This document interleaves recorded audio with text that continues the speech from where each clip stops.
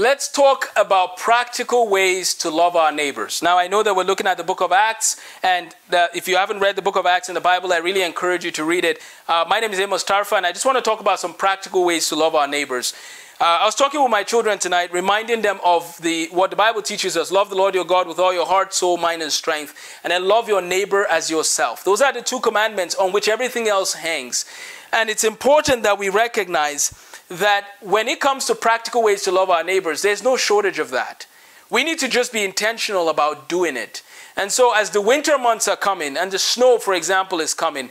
I grew up in Nigeria, and I'm going to be honest with you, I don't like snow, but it is okay. I'm glad some people like it, but I don't like snow. And every winter I ask myself, what am I doing here? Now, there are some advantages, right, to cold weather.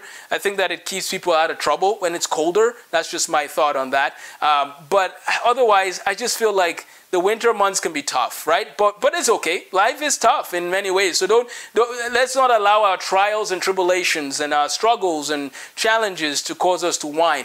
But I don't really like snow. So when it gets cold, I really only leave the house to get to my destination quickly and get back. I don't snowboard. I don't ski by choice. I did try once. I went skiing, and then I was going down this big hill. And well, actually what happened was they showed me the little hill, and I was practicing.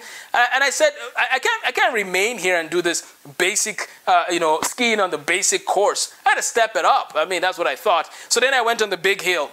And then the problem was I was going down so fast when you're skiing and you're going down so fast that I was afraid, like, what does this mean? I'm going so fast because I didn't know what to do or how to stop. I tried. They told me what to do. I tried. And so I was going down so fast, and eventually I just had to force myself to fall over and to stumble or whatever. It was bad. It was bad. So I retired.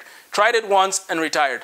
But the point I'm trying to make is with the snow comes the issue of shoveling, right? So imagine if young people make time in their schedule, right? Time management is important. We should manage our time well, not just for ourselves, but so that we have time to be a blessing to other people. So this winter, I want to encourage young people, be willing, be available to help serve, to shovel the snow, to help deliver groceries where necessary.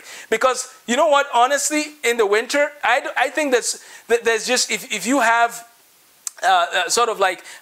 maybe you use a walker, or you struggle with walking in the snow and so on and so forth, please reach out. And by God's grace, we'll connect you with somebody who can help deliver your groceries.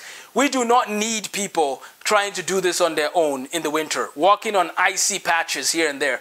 The winters can be difficult, so let us love in deed, not just in words. I'm just giving some suggestions. If you think of other ways that we can love our neighbors in a practical way, let me know, and I'll pass it on to the young people that I'm encouraging. We need to love in deed, not just in words. And let us show our love for our neighbors, whether it's helping with the groceries, whether it's preparing a meal, whether it's seeing, hey, do you need anything? Whether it's checking in on them, making a phone call. Remember, those phones, teenagers, those phones actually make phone calls. They work, right? We need to remember those phones are not just for tweeting and chatting. They can also be used for calls. Check on your neighbors. Check on your friends. Let this winter be a winter of people seeking to love their neighbors diligently. And we'll do more on this topic, but in the book of Acts, we see them loving one another in a practical way. And I hope that we can do that for one another, that we can reach out and make an impact. So remember, time management is one way that you can love your neighbor, by making time to give of what you've been blessed with. The strength you might have to help them shovel. The time you might have to help them pick up some things, to run an errand. Let us love one another indeed. God bless you.